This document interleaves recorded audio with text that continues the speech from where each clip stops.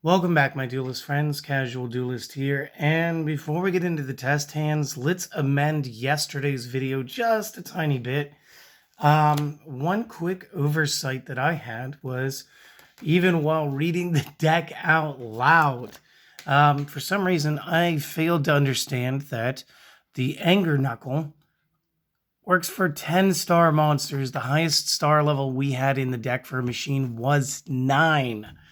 So don't do that. Quite simply, play anything else that's a link to that you like. So for today's instance, we're tossing that out of here. We're going with the Nightmare Cerberus.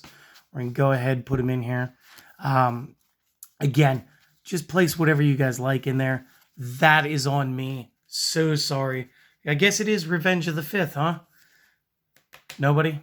Somebody must have laughed. Nobody laughed? All right, fine. We'll just get into the deck list. Or not the deck list, but the test hands. So again, I'm shuffling this. I'm trying to get this to be more of a mix. And one of the weird things about trying to do test hands with Kozmo is I didn't build this for any real goal. Like, I'm not playing to Cyber Infinity this time.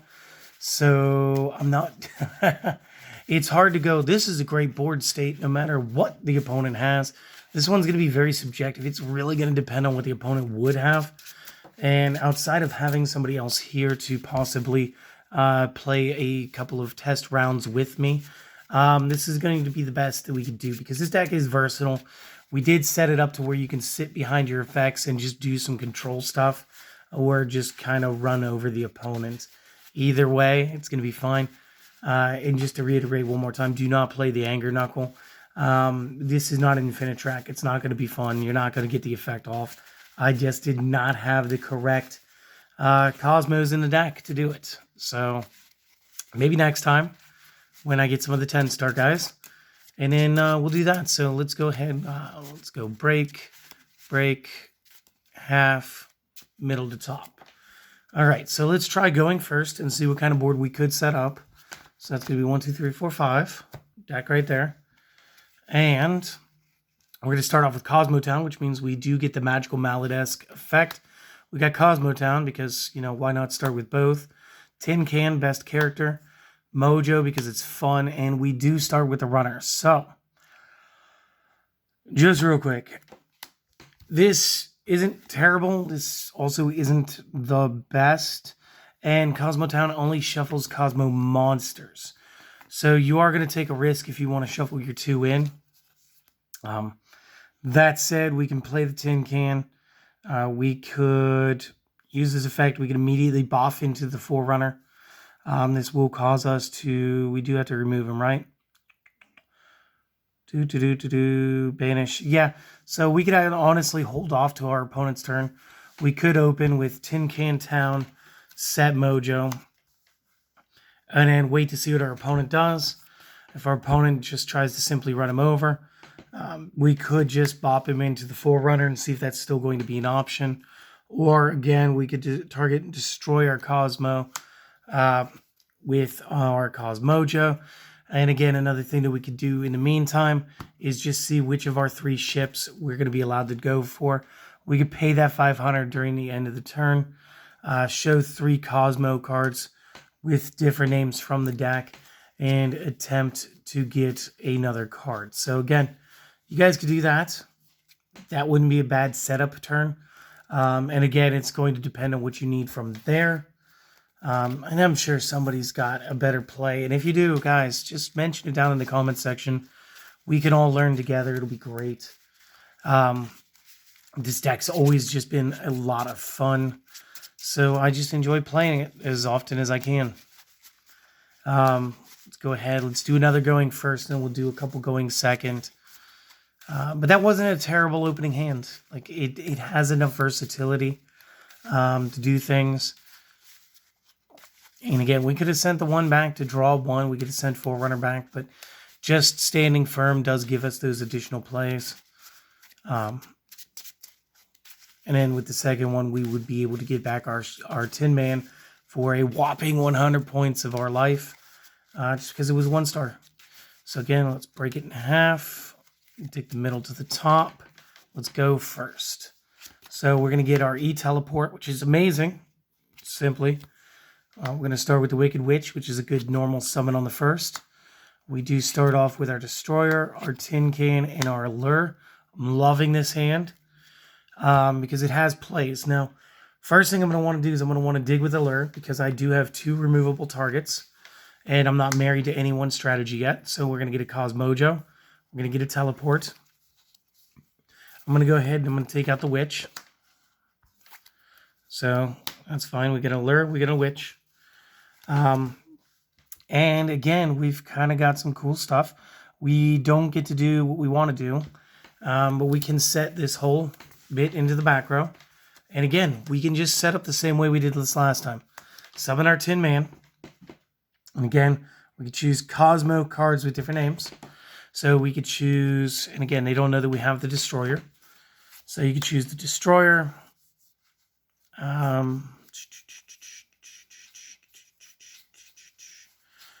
Choose the Field Spell. Probably passed all of them on the way up there. And then just something else that you guys want. So show them like a big summon, show them a Field Spell. And then maybe show them another big summon just to get them to where they're going to be like, I don't think I want them to have that. And they might just give you the Field Spell. So you can go ahead and grab your Dark Eclipser like this. And then either they're going to give you a big ship or they're going to give you a Field Spell.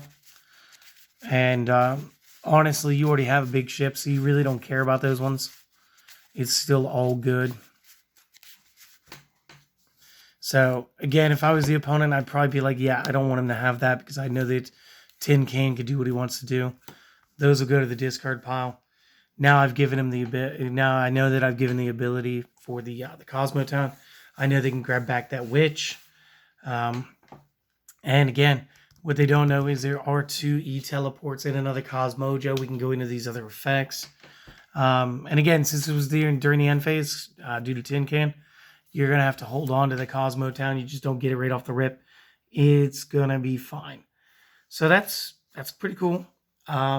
Let's try going second. Again, this is one of those decks where, like, I don't mind playing a grindier game where everything's just a little bit slower. And this deck really satisfies that while being the craziest mix of the Wizard of Oz and Star Wars ever. And as soon as I get a really good, hopefully free video editor again, if you guys have any suggestions for me, leave that down in the comment section. I would greatly appreciate it. In fact, whoever gets me the best one, I might just have to sign some cards and send them to you because that is a big deal for me. I really want to go back to doing the Legends Behind the Cards series. And the best way to do that I found was I needed a video editor, and I really want that again. When I upgraded laptops, it just somehow just didn't make the transition, didn't come to mind. And it all kind of came from that hard drive failure we had this last October, which was terrible, but it is what it is, my friends. But I'd love to get back into the Legends Behind the Cards, especially with, May 4th being Star Wars Day. I'd love to go over this deck and just kind of talk about all the cards and what they meant. So that'd be cool. Going second, let's do it. So split, go to the bottom this time. Going second, go first. Mojo, Ash, Town, Ash, Slip. So not terrible. Obviously, we have Ash Blossoms to interact on our turn 0, opponent's first turn, so that'd be great. We are set up with our Mojo. We can send back the Slip Rider. We do have the... sorry, I said those all out of order. We do get the Dark Eclipser, so in this case, this would be a guilt-free play, reveal 2, shuffle back in to draw 2. Let's see if we can get us a pilot.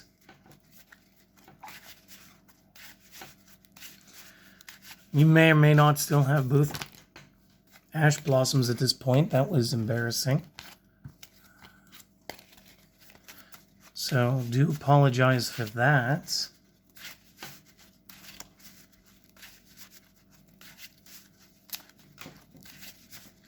Top to bottom, middle to top.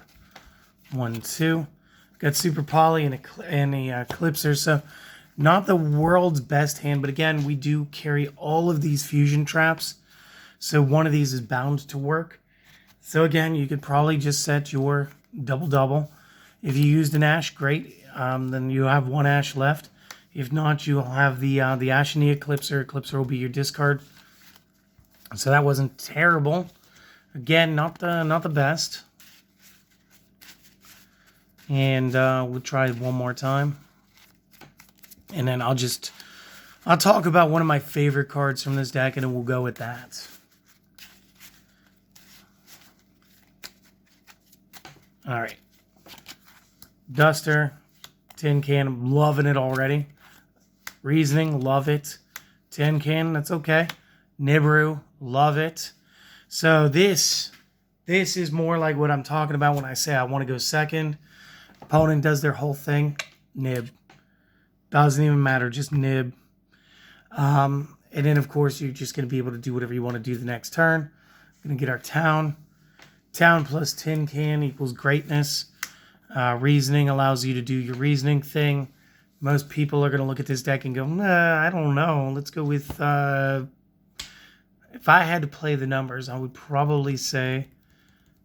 I'd probably say 8. And if I said the 8, I would have called it correctly. Now, would the opponent have? Maybe not. So maybe you would get this summoned. Maybe you wouldn't. I mean, it is what it is. And then, of course, you could start playing around and doing the things that you want to do. And, of course, one of the things about Nibiru, if your opponent normals or special summons 5 times or more during this turn, tribute as many face-up monsters as you do, special summon this from your hand, then special and a question mark to the opponent's side. Combined A and D of the tributed monsters. So again, whatever, their token goes to defense. You were able to play. Let's say that you did get this. You can target a monster on the field, destroy it. There's the token gone. If you didn't, boom, Phoenix or Cerberus or Unicorn. Or no, you just go Cerberus because it's 2. And you'd still be able to take off the token from the opposing side. So it doesn't matter if you did get this. It's better if you did. It's not world-ending if you didn't. So just, like, it's very cool. It's very interactive. It's not Mystic Mine, which is always a plus. I did want to talk about my favorite card, which ended up being on the bottom, and that is the Dark Lady. And it is just the fact that once per turn during either turn, when a monster's effect is activated, it doesn't have to be on the field. Pay 1,000 life points, negate activation, and destroy monster. So again, if I would have had a third, I probably would have played a third and just went with like a big old monster negation bit round. And it's really had help us against things like hand traps and just really to be able to go harder with the Kozmos. Again, and the next time I build this, I'll probably go back to let's play a bunch of machines. Let's add a Panzer Dragon to my extra deck. Let's use that instant fusion. Let's maximize the Slip Riders. Let's try to get into our Nova to go to infinity. And if Nova fails, we'll have Makaba in the extra deck so that we can still guarantee some negations and do some fun stuff that way too. So guys, again, I do hope that you enjoyed this. I do hope one of you comes up with a very good free video editor for me. That would be amazing. And remember, do not play the Anger Knuckle. It does not work, guys. I messed up. That said, I hope you enjoyed this. I hope you guys have a wonderful day. Hope to see you guys again next time. See you later.